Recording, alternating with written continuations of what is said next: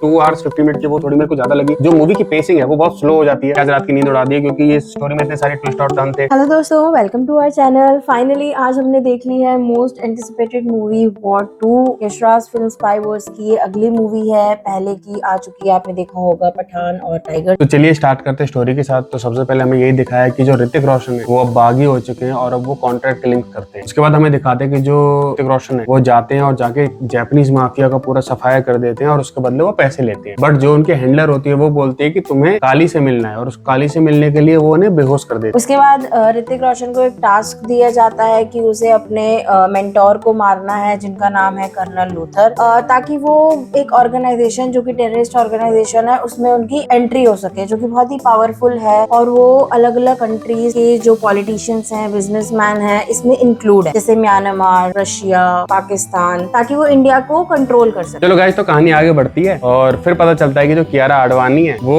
Colonel Luther की बेटी थी। उसके बाद क्योंकि कर्नल लूथर हैं वो रॉ के चीफ थे, तो अब उनकी सीट खाली हो गई है। तो उस सीट पे बैठते हैं अनिल कपूर साहब। फिर वो एक टीम को असेंबल करते हैं जिसमें हमारे जूनियर एनटीआर होते हैं, कियारा आडवाणी होता है, कई सारे लोग होते हैं जिनको मिलकर उनका टास्क यही होता है कि उन्हें पकड़ना है ऋतिक रोशन को, जो कि बागी हो चुके हैं क्योंकि उन्होंने इतने सारे क्राइम्स करे। और ये सारे क्राइम्स कैसे वो पकड़ेंगे, कैसे नहीं पकड़ेंगे, क्या स्टोरी होगी, वो सब आपको देखना है। तो फिर आपको देखनी पड़ेगी उसके लिए मूवी। तो जो चीज मूवी में काम करती है वो सबसे पहले मुझे बढ़िया लगी एनटीआर और ऋतिक रोशन की केमिस्ट्री। दोनों को ऑन स्क्रीन देख के बहुत मजा आया। स्पेशली जब भी फाइट सीन्स हुए, जब भी उनके डांस सीक्वेंस हुए, मेरे को बहुत बढ़िया लगे। मैंने बहुत एंजॉय करा है। और जो एंट्री हुई उन दोनों की, उसी से माहौल पूरा सेट हो गया था कि हाँ भाई कुछ तो तगड़ा होने वाला है। पता था कि कुछ तगड़ा ही होगा। जैसे कि जब ऋतिक रोशन की एंट्री होती है वो वुल्फ के साथ आते हैं, सारे निंजास को मारते हैं। उसके बाद जब एनटीआर की एंट्री होती है वो ऐसे ड्रोन के ऊपर लटक के जाते हैं एनिमी टेरिटरी में, फिर वहां फाइट करते हैं। मतलब मजा आता। बात करें हम एक्शंस की तो एक्शंस बहुत बढ़िया है। एक्शन मूवी है तो एक्शन तो होंगे ही इसमें। और अयान मुखर्जी ने डायरेक्ट बहुत अच्छे से किया है। थोड़ा सा लगा है कि मतलब ओवर द टॉप चले गए हैं, बट वो आंखों को छुपेंगे नहीं, आप उसको बहुत इजीली इग्नोर कर देंगे। एक्शन सीन्स मुझे काफी अच्छे लगे। खास करके एक सीन है जिसके अंदर जो ऋतिक रोशन है वो B2 बॉम्बर को एकदम एरोप्लेन के ऊपर उड़ा के लाते हैं और उसके बाद केबल्स के थ्रू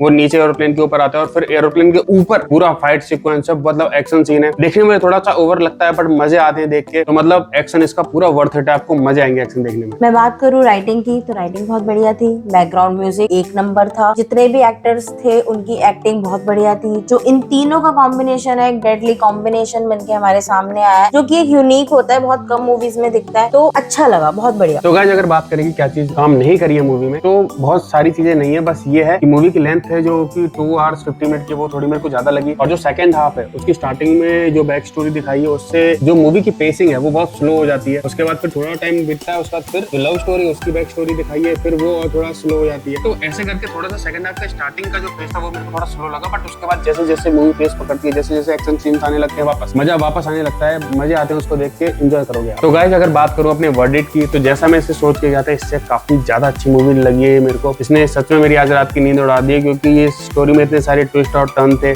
कि मैं तो उन्हें डिकोड करता ही रह गया। और मजे आए लास्ट तक। जो मूवी आप देखोगे आप एंजॉय करोगे, आपके पैसे सारे वसूल होंगे। अगर मेरी बात करो तो मैं इसको दूंगा 4 स्टार्स। तो अगर मैं बात करूँ तो ये मूवी मेरे को अच्छी लगी है, बेहद पसंद आई है, क्योंकि हर एक सीन को बहुत ही ज्यादा अच्छे तरीके से दिखाया गया है। लाइक जैसे अगर कोई इमोशनल सीन है तो वो हम फील कर सकते हैं, और मैंने लिटरली फील किया है। अगर इमोशनल सीन है तो मेरे खुद आंसू निकल आए थे उन दोनों की दोस्ती देखकर। तो अगर मैं बोलूँ तो मैं इसको 5 में से 4 स्टार दे दूंगी, और आप जरूर देखिए जाके। Thank you for watching our video. अगर आपको हमारा रिव्यू पसंद आया हो तो प्लीज लाइक कर दीजिए, कमेंट करके बताइएगा कि आपको मूवी कैसी लगी, और सब्सक्राइब करना मत भूलिएगा। अगली बार मिलेंगे हम एक और फिल्मी चर्चा के लिए। तब तक के लिए नमस्कार।